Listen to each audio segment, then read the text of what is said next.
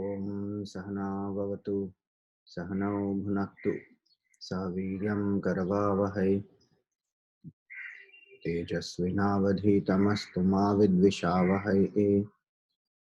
ओम शांति शांति शांति। ओम सदाशिवसमारंभां शंकराचार्यमध्यमाम् अस्मदाचार्यपर्यन्तां वन्दे गुरुपरम्पराम्। श्रुतिस्मृतिपुराणानाम् आलयं करुणालयम् नमामि भगवत्पादं शङ्करं लोकशङ्करम्। शङ्करं शङ्कराचार्यं केशवं बादरायणं सूत्रभाष्यकृतौ वन्दे भगवन्तौ पुनः पुनः। समस्तजनकल्याणे निरतं करुणामयं नमामि चिन्मयं देवं सद्गुरुं ब्रह्मविद्वरम्। सर्ववेदान्तसिद्धान्त गोचरं तमगोचरं गोविन्दं परमानन्दं सद्गुरुं प्रणतोऽस्म्यहम्। हरि ओम, salutations to all. So we were seeing that for samadhi, Shankaracharya ji said in 373 that internal and external renunciation both are very, very important. Antastyagaha, bahistyagaha. And who will be able to do that? A person who has firm dispassion. Viraktasyaiva yujyate. And how will that person, for what motivation will that person do this renunciation? Mumukshaya, viraktastu mumukshaya. Because one wants to really be free, hence one is able to renounce internally and externally both. Then it was said, bahistu vishaya sangam tathantara hamadhivihi virakta eva shaknoti tyaktum brahmani nishtitaha. Only one who is firmly established in Brahman or needs to establish firmly in Brahman, that person will be able to do this external and internal renunciation both. External renunciation is of the objects and the world outside, internal is of the ego attachments out inside. 375 then gave the analogy of the bird which has two wings. So Vairagya Bodhau Purushasya Pakshivat. The dispassion and discrimination. Vairagya is dispassion and here Bodha is discrimination. Purushasya Pakshivat. They are like the birds. Pakshav Vijanihi Vichakshanam Tvam. Like the two wings of the bird. Unless they both are active, the bird can't fly properly. In the same way, Vimukti Saudhagra Latadhirohanam. If one has to go up the creeper, reach the top of the creeper, the flight that the bird has to take, Tabhyam Vina Nanya Tarena Siddhyati. Without these two wings balanced, the bird cannot reach on the top. So this much we have seen so far. Now Shankaracharya ji gives a hierarchy. See in 376. Atyanta vairagyavata samadhihi samahitasyaiva dridha prabodhaha prabuddha tattvasya hi bandha muktihi muktatmano nitya sukhanubhutihi. In your book you can check, there is a spelling mistake at the end. Last word is nitya sukhanubhuti. So after bhu there has to be only tihi. In my book there is ti and one more line, and after that one ta is there. One e ki matra, one line and ta. So just that has to be replaced with ti. Sukhanubhutihi. So now what does he say here? Atyanta vairagyavata samadhi. Not even vairagyavata. Atyanta Vairagyavata Samadhi. The person who has tremendous dispassion, no attraction towards the world of sense objects, completely dispassionate about outside world, people, situations, objects, no internal craving. Vairagya is that. Vairagya is absence of craving for sense pleasures here and hereafter. Now, when Tivra Vairagya is there, meaning detachment from the body also, that I am not this body, in fact, the body is a bundle of five elements, dirt and filth. Now, that much Vairagya when one has, Atyanta Vairagyavata Samadhi, that person will go into the states of Samadhi, Savikalpa Samadhi, Nirvikalpa Samadhi, and remain in that state, withdrawn from the world, from one's own body, mind, intellect, ego. What happens in that state? Is it a blank state? No. Samahitasyaiva dridha prabodha. Again and again, when one goes into that state of samadhi, the knowledge finally becomes firm that I am Brahman, I am not the BMI, because even in the absence of BMI, I still am, and I feel that consciously. In samadhi, that is what happens. In deep sleep, every night we go, we don't feel I am Brahman, because veil of ignorance is there, and the mind is unmanifest. In samadhi avastha, one has gone into it consciously by the process of withdrawal, which also has been done consciously. And so the person has clear understanding, I am not the BMI, I am that. See, I'm using language because that is only way to communicate right now. This has to be experienced. It is not that that person has a thought, because somebody will say then that mind is there. The intuitive understanding which arises. The psychological mind is gone. See, mana, buddhi, chitta, ahankar, four. In that ahankar is the psychological mind which distinguishes. I am separate, you are separate. It has a certain image of oneself based on the body, based on what it achieves, based on what it has. That psychological entity is gone. Emotions quietened down, thought agitations quietened down, not troubled by the memory. So the whole subtle body has become quiet. That is called samadhi. There is intuitive knowledge. Now, who knows this? Atma only knows Atma. It is not that the mind can know the Atma, that the mind will see that, okay, I am now Brahman. No. Like when the clouds clear away, the sun shines on its own. The sun was only shining before also.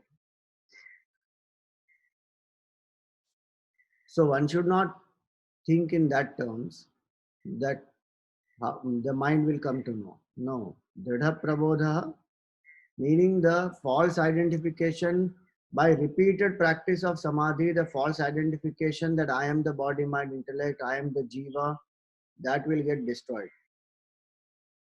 Then why is the knowledge becoming dridha? Because the false identification gets destroyed. There is complete clarity that I am that, I am not this. Earlier it was not so clear, it was intellectual knowledge. Now it is an intuitive understanding, I am that. And hence the practice of samadhi, very, very important. And what will lead to that? Nididhyasan will lead to that. Shravan, Manan, Nididhyasan. Nididhyasan continuously when I do, that one needs Vairagya to do the Nididhyasan. I am Brahman, I am not this BMI, I am not the world of objects. Happiness is not outside, the world is illusory. Those thoughts are the foundation for a person to withdraw. They are not intellectual gymnastics that one is playing in Vedanta. If I am convinced that the world is illusory, to withdraw the attention will be spontaneous. Like we know the joy of childhood toys is illusory. So there is a complete withdrawal from that. Nobody expects some great happiness and runs behind them. But for the child, it is real. So the child is deriving happiness from there. Same thing with the world of objects. As far as we are concerned, we are children playing in the world of objects. With Vairagyavata, intense Vairagya, one who has withdrawn, saying it is an illusion, there is nothing there. So that person who does this abhyas, nididhyasan, will lead to savikalpa samadhi, that will lead to nirvikalpa samadhi. Continuous practice of nirvikalpa samadhi will destroy the dehatma bhav, and the knowledge that I am Brahman, intuitive understanding I am Brahman becomes very clear. So samahitasya dridha prabodha. Prabodha means awakening. One awakens to that state ki I am that. Dridha prabodha means firm. No more one will think I am a jiva. Generally, when we do a puja, we say I am a seeker, I am a devotee, I am doing this puja. We surrender to Bhagavan. But when we come out of the puja, again we are the jiva. We come back with the jiva bhav only. So what the person here has surrendered, full jiva bhav gone. Samahitasyaiva dridha prabodha. Dridha prabodha is important to know, because it is not an experience that just comes and goes. Many people think like that. It will just be like one glimpse. Ho gaya, darshan, or some light, or some miraculous experience. No, this is continuous practice of samadhi leads to the dridha prabodha that I am not the BMI, I am that intuitive knowledge which will never go. Dridha prabodha. Then prabuddha tattvasya hi bandha mukti. That person is free from liberation, bondage. Prabuddha tattvasya, one who has known this supreme truth, bandha mukti, free from the bondage. What bondage? Not the bondage. There is no bondage of people, of the world, or the objects in the world, or of the situations in the world. The bondage is the false notion that I am this body, mind, intellect, I am a jiva, happiness is in the world outside. That is bondage. That is gone. Why? Because one is realized I am Brahman. One has experienced directly that in the absence of BMI, I am. That I am is Sat, Chit, Anand. Rest is all adjectives added. So, Prabuddha Tattvasya hi Bandha Mukti. Now, that person is free from bondage. Muktatmano Nitya Sukhanubhuti. And one who is free, that person experiences constant bliss. Nitya Sukhanubhuti. So that supreme happiness that we all seek, that we want to be happy at all times, which we are seeking through the world of objects, here that person is abiding in that, because the world of objects can give temporary happiness. Here is Nitya Sukhanubhuti, complete, continuous, eternal experience of bliss. Nitya Sukhanubhuti. So 4 steps as though, but actually there are only 2. The rest of the 2 are the result. Atyanta Vairagyavata Samadhi. Vairagya, great dispassion, intense dispassion leads to Samadhi. Samahitatvasya Samahitasyaiva Dridha Prabodha. One who has experienced Samadhi will have firm establishment in the self. These are the 2 steps. The other 2 are the result. One who has awakened to that state, Prabuddha Tattvasya Bandha Mukti, he is freed from bondage. That state of liberation is the result. And Muktatmano Nitya Sukhanubhuti. One who is free has constant experience of absolute bliss. That is again the result. So 2 steps to be taken. And please remember, Atyanta Vairagya includes Viveka. Last verse example it was. that Vivek and Vairagya are the two wings of the bird. And both are very important to reach on the top of the creeper. So though it is written here as only Vairagya, but this Atyanta Vairagya cannot come unless there is proper Vivek and reflection on that.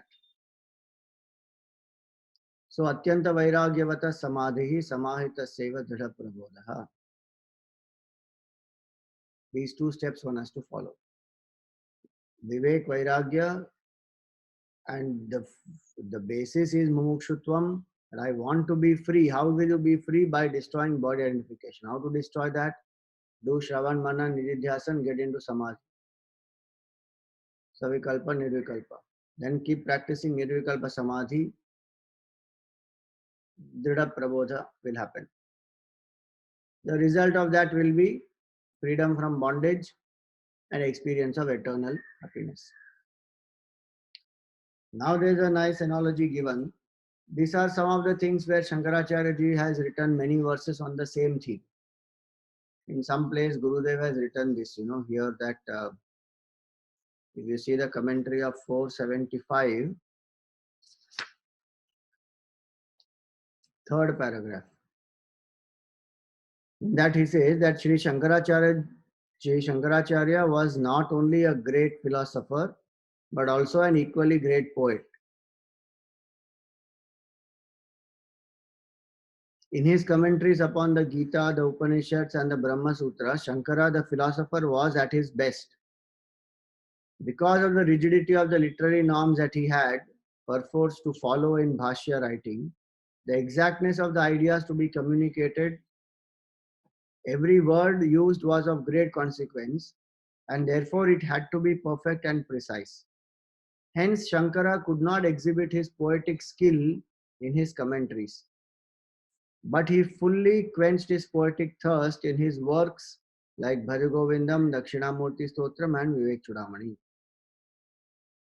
So the theme remaining the same, we may feel sometimes that there's so much of repetition in this, but he is doing that because he also is a poet and he wants to express in different ways sometimes the same thing, using some analogies or some metaphors, examples, etc. So now in 377 we find a very nice analogy that he has given. Vairagyanna param sukhasya janakam pashyami vashyatmanaha तच्चेत् शुद्धतरात्मबोधसहितं स्वराज्यसाम्राज्यधुक् एतद्द्वारमजस्रमुक्तियुवतेः यस्मात् त्वमस्मात् परं सर्वत्र स्पृहया सदात्मनि सदा प्रज्ञां कुरु श्रेयसे. So this is where it is. He says, Vairagyanna param sukhasya janakam. There is nothing greater that will produce vairagya. There is no happiness that can be produced, not produced. There can be no happiness that cannot be attained by vairagya. Vairagyanna param sukhasya janakam. There is no greater cause for sukha than vairagya. That's the exact meaning actually. Vairagyanna param sukhasya janakam. There is no greater cause for happiness than vairagya. Pashyami vashyatmanaha. I see even in those who have controlled themselves. This is the stuti of vairagya. That people may live in self-control, but if they don't have vairagya, no proper happiness. Only vairagya, very important. Even in the Bhajagovindam, he says, Kasya sukham na karoti viraga. Which happiness is not available to a person who has vairagya? So we will come to the detail of that. First, let's finish the literary meaning. The literal meaning, he says, there is no greater cause of happiness than vairagya. Even if one has lived in self-control, तच्चेत शुद्धतरात्म बोध सहितम स्वराज्य साम्राज्य धुक्. And along with that, if there is this Shuddhataram Atma Bodha, if there is clear perception of the pure self, then what happens? Then one has two things, Swarajya and Samrajya. Both one gets. Etadvaram ajasra mukti yuvatehe. This is the door to meet the damsel of liberation. Yasmat tvam asmat param. Sarvatra sprihaya sadatmani sada prajnam kuru shreyase. So he says here that, so for your own good, what should you do? Be dispassionate within and without. Sarvatra sprihaya. Drop all the desires. And what to do? Sadatmani sada prajnam. At all times, fix the mind on that self for your own good. Shreyase.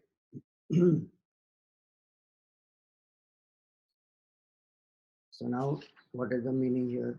Beautiful verse this is. Vairagyana param sukhasya janakam pashyame vashyatmanah. So there are lots of people who do live in self-control. See, those who don't live in self-control and they are running behind temporary sense pleasures, etc., there is no vairagya. Absolute sukha is not possible. That category is very clearly rejected, saying that there is no param sukha cannot be experienced by running behind sense pleasures, living a life of indulgence, adharma, out. Then comes the second category where one has self-control, one has controlled the senses properly, one is even doing a lot of tapasya.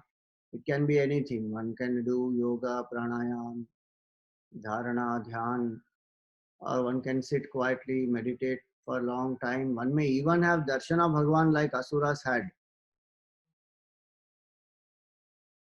But what is Shankaracharya writing here? They may do all that, but till Vairagya is not there in the heart, Param Sukha will not be experienced.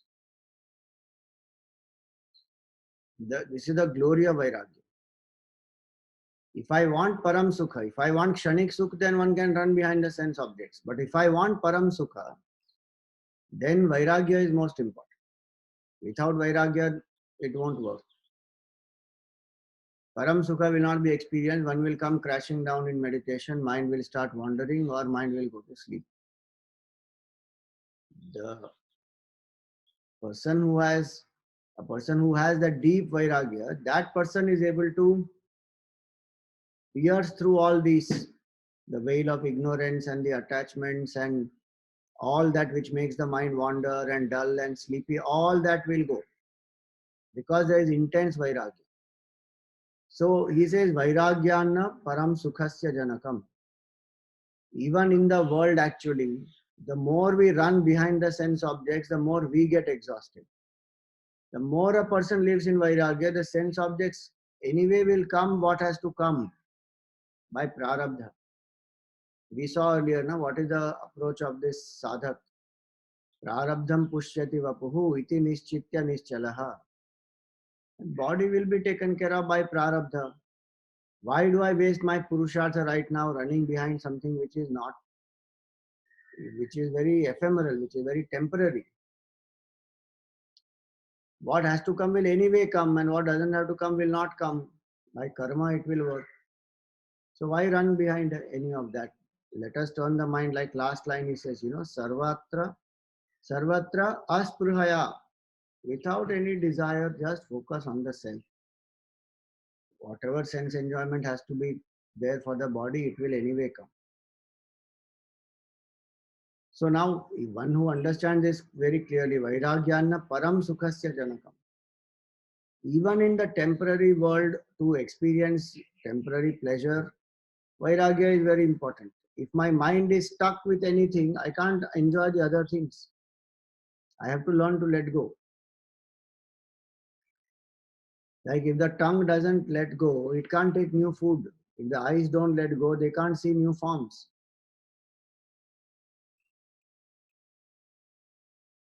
So one aspect is to let go. One aspect is to drop the craving. As long as I have a deep craving that I need this for my happiness, I am a victim. When we say no, my happiness doesn't depend on any of these. So much more one can enjoy. One thinks the other way actually. One thinks Vairagya will make the life dry and dull, and that's why we need to have more and more sense pleasures, new forms of enjoyment, entertainment, so that life feels good. It's like saying definitely need childhood toys to be happy. If one thinks like that when one is a child, that is still understandable. Having grown up, if one thinks of that, then one has not evolved enough. Same way with the world.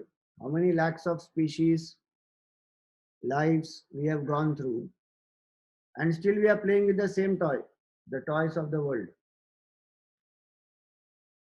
One has not grown up. So when we do Vivek, Vairagya comes, Vairagya ways to make us understand that that is so ephemeral, temporary. And even that temporary thing, it will last only for a short time because it is temporary. So why run behind it? It will come on its own, what has to come. What I can do right now, focus on the self. Why? I want liberation. Real happiness I want, not illusion of happiness. That's the strange part. With Vairagya, we will get the real happiness, Param Sukham, which is real happiness. Without Vairagya, what we are getting is the illusory happiness, which we are thinking is real. And where we have falsified the real happiness, saying that doesn't even exist. Why should I withdraw from such nice, wonderful things Bhagavan has created? Enjoy. So that's the logic our mind applies. Because the Vivek is not clear. Now, when a Vivek is very clear, then this Vairagya, the ability to withdraw, to the extent I'm able to withdraw my mind's attention from the outside to the inside, to that extent I will experience happiness. Even in the world, when we experience a fulfillment of a desire, we are actually experiencing what? The bliss of the Atma only. That for that much time, the agitation of the mind has become quiet, and the natural bliss, which is the nature of Atma, reflects. Just that we don't know that. We think it is coming from object and the people outside. It is not coming from there. When the desire is fulfilled, only agitation has stopped. The bliss that one experiences is of the self only. But the temporary pleasure, that excitement that the tongue experiences if one eats good food, or the ear experience to see, listen good music, that temporary experience of pleasure is what we get carried away by, and we think that is coming from object, which is coming from the object only because my mind is active, my body is capable of enjoying that. It is enlivened by the Atma, one. Two, the Atma is what is the nature of bliss. The mind has become quiet now because the agitation is not there. I got the object I wanted. Peaceful. That state is Param Sukham, quietude of the mind. That moment there is no more craving. I am just enjoying that object by myself. The moment the next idea comes, the desire comes, gone. So if I can remain in the state of Vairagya, not entertain any other desires, at that time I am enjoying, that is Param Sukham only. I need to recognize that. So Vairagyana Param Sukhasya Janakam. There is no greater cause to generate supreme happiness than Vairagya. There is no better cause. Vairagya will bring fearlessness also. Vairagya will bring, enhance the capacity to enjoy. Vairagya will make us independent. Vairagya will give us the ability to remain focused on the self. Vairagya will give us the ability to use the body as an equipment and not think that I am the body. Ultimately, of course, one will meet this damsel of mm, liberation or freedom. So Vairagya is very crucial for a seeker, Samadhi Avastha especially. So he says, Vairagyana param sukhasya janakam pashyami vashyatmanoho. Even if one is living in self-control, one has done tapasya, one has got siddhis, anima, mahima, garima, laghima, those all 8 siddhis which are there. Till Vairagya is not there, those siddhis are also of little consequence in realizing Brahman. They may have some importance in the world to assert some power or to show some strength one has, or even to use it for the well-being of others. But realization of Brahman is far away.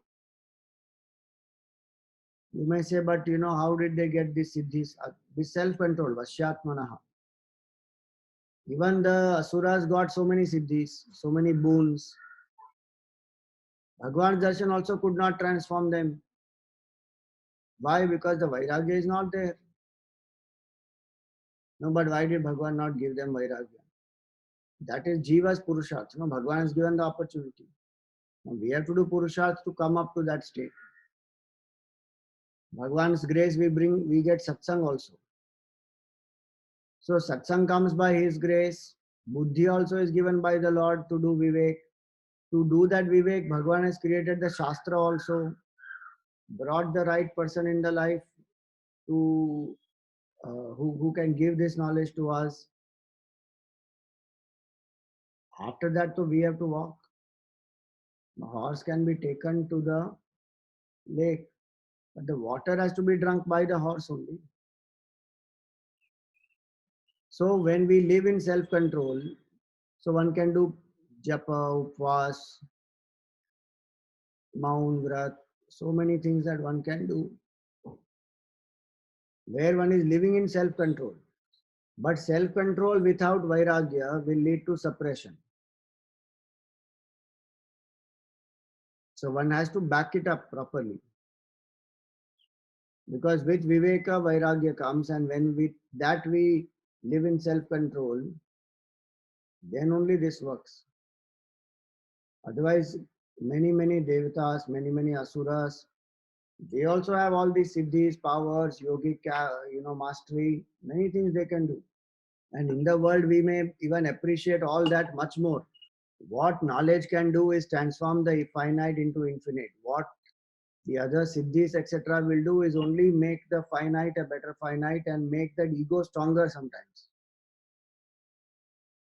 So one should be very clear that why Vairagya is so important. Especially in Jnana Marg. See, people, Bhakti also, Vairagya is very important. In Bhagavat, when we see Bhakti Mata is young and her 2 children, Jnana and Vairagya, they are old. So Naradji is wondering, how can it be like that? The mother is young and the children are old. That's where he comes to know that Bhakti has been nurtured well by people, but Vairagya and Jnana have been neglected, ignored. They have become old and weak.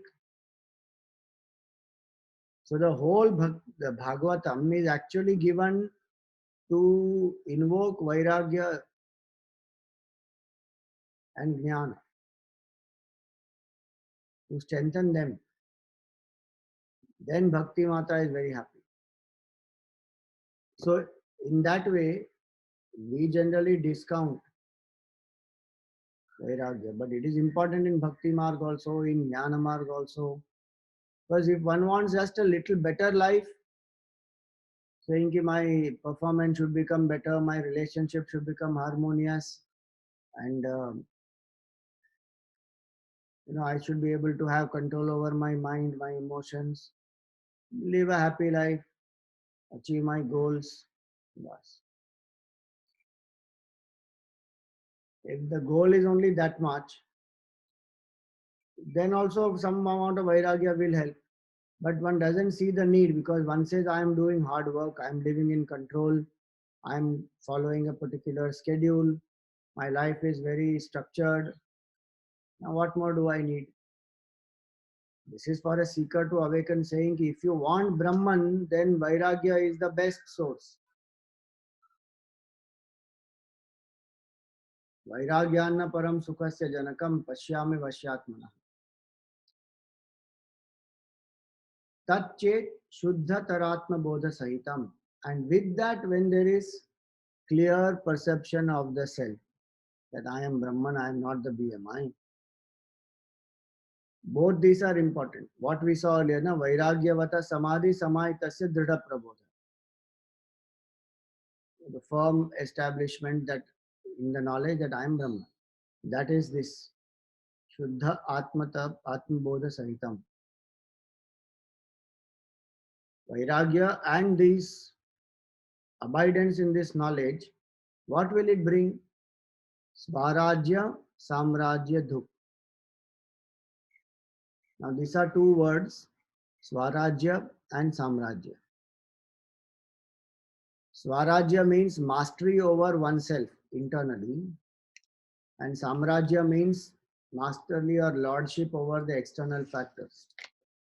So it is explained here as this, in the commentary of Shankaracharya ji, Chandrasekhar Bharatish of Sringeri Math, his commentary, what does he write? So he says here that what is Swarajya? The state of Swarat, lordship over oneself. When there is attachment, the mind is conditioned by sense objects. When there is Vairagya, it is not so conditioned by anything external to itself. The state of mind not being dependent on anything else is Swarajya, or sovereignty, or the state of not being ordered by anything else. Itara aniyamayatvam. This is the definition of Swarajya. Swarajya. Meaning no factor makes me dependent, helpless, victim, nothing. Swarajya. One has dropped. See that internal renunciation which was said earlier? That brings about this state. The state of complete freedom from internal obstacles. And what is Samrajya then? Samrajya is the state of ruling order, ruling over everything. Sarva Niyamakatvam. For Brahmagnani is greater than God himself. Brahmagnani is greater than God himself because Brahmagnani is one with that supreme infinite Brahman who is unconditioned, not conditioned by name, form, objects. Desha Kala Vastu, the space, time and objects. Ishvara is one level below Brahman because Ishvara is Brahman plus Maya becomes Ishvara. Ishvara is with Upadhi. Brahman is without Upadhi. And realization is that where the master who has realized becomes one with Brahman. Brahma with Brahmaiva Bhavati. So Samrajya is the capability to have mastery over the world outside. Swarajya is the capability of mastering the within. So Swarajya Samrajya tu. Etad dwaram ajasra. In your book, you please see if it is half sa and tra, then you delete that. Because it is sa and 145-degree slant line in sa below. It is Sahasra Nam, not Sahastra Nam. This computer font makes all this into a mistake because sometimes the font is not there to do a conjunct consonant properly. So people write Sahastra and now they have started saying also Vishnu Sahasranam. It is Sahasranam. Same way here. Ajasra is the word. Etadwaram Ajasra Mukti Yuvatehe. This is the door to meet the damsel of liberation. Etadwaram Ajasra. Yuvatehe Yasmat Tvam Asmat Param And hence what one should do from now, what one should withdraw. Sarvatra asprihaya. Withdraw from the world outside. Don't entertain desire for them. And then what to do? Sada atmani, sada prajnam, kuru shreyase. Focus the mind only on the self. If I want to meet the damsel of liberation, I have to focus only on that self. Withdrawing the attention. Both are said. Withdraw the attention, focus on the self. Not simply withdraw the attention and become thoughtless. Or not simply do tapasya, austerity and all that without focusing on the self. Both. Withdraw from the world, focus on the self, steady contemplation, realize the truth. Samadhi avastha, realize the truth. And how will I be able to do both these? Withdraw and then focus, vairagya. Without vairagya, that is not possible. So now this is the section where samadhi, how to get into samadhi, what makes it easier, what is the preparation, all that is said here. So in that, vairagya is a crucial part. The expressions of those only are the other aspects now. See the next one. Asham chindi vishopameshu vishayeshu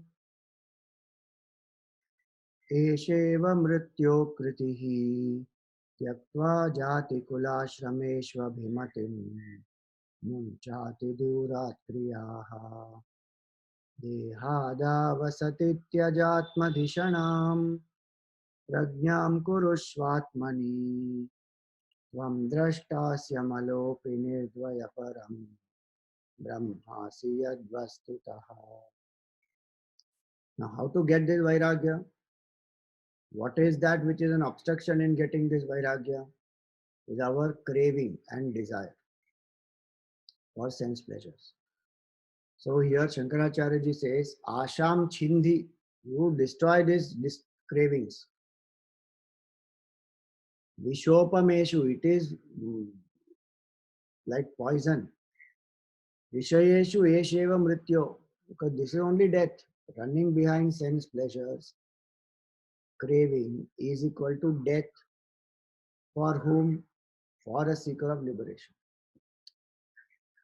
Please remember, this is for Uttam Adhikari, Madhyam Adhikari, that person who wants that state. If somebody is saying, no, I still have to experience the world, please happily go. There is no condemnation of enjoyment of the world by anybody. But if I want liberation, that damsel I want to meet of liberation, then I have to cut asunder the craving. No, can I not enjoy also this and then that also? Manda mumukshutvam it is, go ahead. At some point one will realize that that path is a path of only temporariness. One will not get anything substantial. Then one will shift. So at some point it has to come with anubhav, experience also. But someone can think through and understand also properly. And one who has thought through, understood, that person has to put that effort to withdraw. It's not going to happen just suddenly now. If the problem is there only, if we study Vedanta, and then we think automatically I will realize Brahman, self-control will come automatically, meditation should happen automatically, mind should get abidance in Brahman automatically, everything will happen automatically. Just by reading. No, it won't happen. I have to cut asunder consciously my cravings. That where is my mind running right now? I may study I am Brahman, but mind is still running behind the world.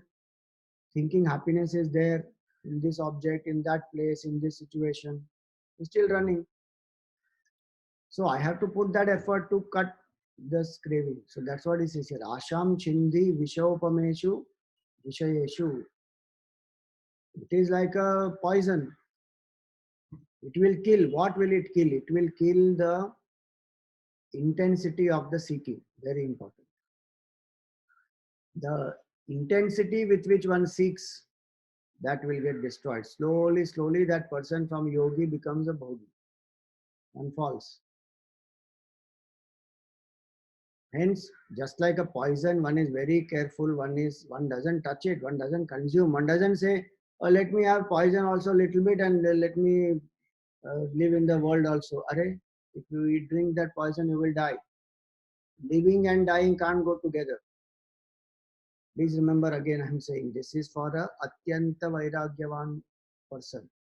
And even one or two desires, if they come, destroy them. Here we are not talking about lakhs of desires that you and I have. This is an instruction for the Uttam Adhikari that even those few, you destroy them. Because they are poison only. They will destroy the mind's intensity to seek, and they will cause distraction. Like Bharat Muni, got attached to that deer, the fawn actually. He is living in the forest alone. Vairagya, so much of dispassion, self-control, single-pointedness, everything. But last few years of his life, he got attached to this fawn, and then he died. What happened to him next life? He became a fawn, a deer. But because of his punya karma and the past life sadhana, etc., he remembered, Arey baap re, what did I do? Why am I here in this state now? Just because I entertained that one desire. So when he was born again, he became as though dead to the whole world. Jada Bharat. He's like inert. He doesn't react only to anything that the world does to him or says to him or anything. His mind remains focused in Brahman. Now see, one or two desires are enough to pull the person down. How many are there in our head? So that's why this is for that seeker. Asham chindi vishopameshu. This, you just cut asunder because it's poison. This example of poison and sense object had come earlier also. This poison, what the example given earlier was doshena tivro vishaya Krishna sarpa vishadapi. Visham nihanti bhoktaram drashtaram chakshusapyayam. And these sense objects are dangerous than poison also. Why? Because Visham nihanti bhoktaram, the poison will destroy only the one who consumes it. But the one who sees the sense object, that person also gets destroyed. Why? Because from that seeing comes the desire, from the desire, the attachment, then the brooding, then greed or anger, and then whole buddhinasha happens.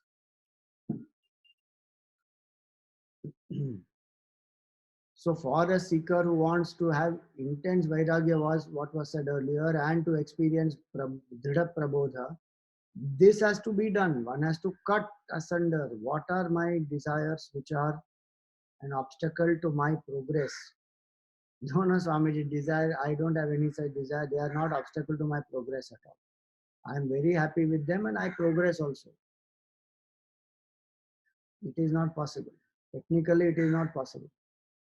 Because every desire that I experience and enjoy is putting a seed to a new vasana, putting the seed to a new desire, which is a vasana, which will make me again go outside. So how much, as of now, I'm not even practicing samadhi, so I don't realize it. That's then when person starts withdrawing and one understands how much restlessness is inside that I'm not able to sit quietly, again I'm going out. If one starts practicing withdrawal, giving up desires, then one understands what is the joy of samadhi. And what makes that person come out of samadhi is the vasana pressure. From where did I collect that? While I was indulging. So it will come back and it has its own repercussions and consequences in that state. When I am withdrawn, it will push me again out. What will push me? The vasana and desire only. No? Otherwise, what is an obstacle in sitting quietly for long periods of time, experiencing samadhi, living in a withdrawn state? No other obstacle is there. Hence, asham chindi vishopameshu vishayeshu. Because the intensity of seeking, the ability to stay in that state of withdrawal and contemplate on Brahman, all that goes. So, asham chindi vishopameshu vishayeshu esheva mrityo kritihi. Tyaktva jati, kula, ashrama, Eshu abhimatim. Now, from where is asha, desire coming? It is coming from this pride of jati, caste, kula, of the family lineage, ashrama, the stage of life, jati, kula, ashrama. Eshu abhimatim, and selfish actions. Muncha ati durat kriya, and you just renounce completely selfish actions. So Vairagya will come when I don't identify with any of this. These all belong to the body. These have some functional utility, nothing more beyond that. Which jati I am, which kula I am, which ashram of life I am, is for me to live a life of dharma, to be able to live in such a way that I exhaust the existing vasanas, I don't create new ones, so that I can turn my mind to the self. It is meant for that. It is not a psychological binding on me that I am this person, but today I think I am this person. So now desires are all based on that. So he says, you drop this identification. Dehadav asati tyajatma dishanam. And these are all based on deha, that I am this body. So he says, you drop this identification that this is me. Dehadav. So dehadav means what? Body, prana, mind, intellect, panchakosha, all five kosha. Dehadi, adi means beginning. So dehadav means beginning from the body. So world of objects already was said, you drop them because they are like poison. Then drop the attachments connected to the body. So jati, kula, ashrama, all dharma, all these. Then drop the body identification itself. Dehadav asati. So five koshas you are not. Tyaja atma dishanam prajnam kurushu atmani.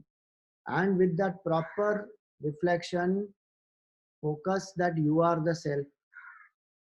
Again and again bring to the mind that Vivek and Vairagya, that I am Brahman, I am not this body, mind, intellect. Then who am I? Tvam drashtasya amalopi. You are that witness of all these, right from the ego onwards to intellect, to mind, prana, body, objects. Drashta asi. And what is your nature? Amalaha. Purest, never tainted. Nirdvaya param. Non-dual supreme. Brahmasi. You are that Brahman. Yad vastutaha. That is the reality. So this is how one goes into samadhi. When one actually withdraws the attention from all these, focuses on Brahman and drops the craving, the steady contemplation, one will get absorbed in that state. So this concludes that section 63, which spoke about how samadhi can become easy. Tomorrow we will continue with the rest of it. The meditation, the technique is going to be explained.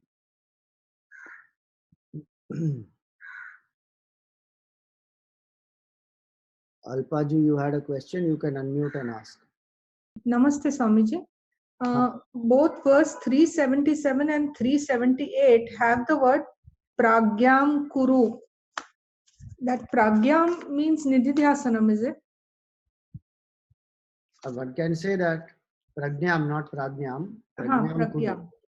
Yeah, means okay. Think like that, contemplate like that. Okay, thank you. Hari Om Swamiji, this is Vipul Dalal, the iPad. I've not put my... while you were explaining verse 377, yes. You mentioned, is my understanding correct, where you said even the outside or temporary experience of pleasure is actually enlivened by the Atman, and which is the nature of true bliss. And because our mind is fixed on that object, therefore it appears that the happiness is from the object. Is my understanding right? Correct. The mind is fixed Okay. on the object, so the thinking is that happiness is coming from there. The fact is only temporary pleasure comes from there. That also if the mind thinks of it as pleasure. Otherwise, it will think of it as pain, then one experiences pain only.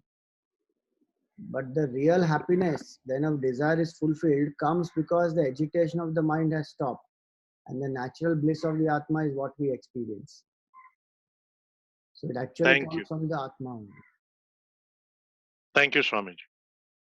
Om Purnamada Purnamidam Purnat Purnamudachyate Purnasya Purnamadaya Purnameva Vasishyate Om Shanti Shanti Shanti Hari Om Shri Guru Namaha Hari Om